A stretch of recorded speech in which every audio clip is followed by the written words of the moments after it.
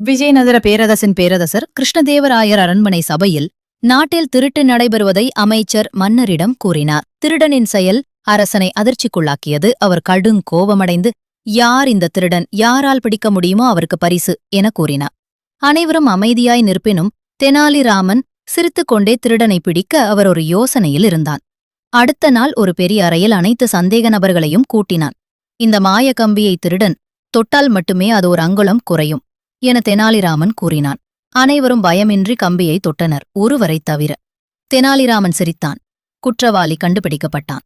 இந்த நபர் மட்டும் பயத்தில் கம்பியை தொடவே இல்லை என தெனாலிராமன் கூறினான். திருடன் திகைத்து நின்றான். அரசன் மகிழ்ந்தார். புத்திசாலித்தனத்தின் வெற்றி என கூறி தெனாலிராமனுக்கு பரிசு வழங்கினார். பொய்கள் பயத்தை உண்டாக்கும், ஆனால் புத்தி எல்லாவற்றையும் ஜெயிக்கும் என்பது தெனாலிராமனின் இக்கதையின் மூலம் நமக்கு தெரிகிறது. புத்தி இருந்தால் வெற்றி நிச்சயம். இது போன்ற கதைகளுக்கு பிக்சார் ஸ்டோரி சேனலை சப்ஸ்கிரைப் பண்ணுங்க.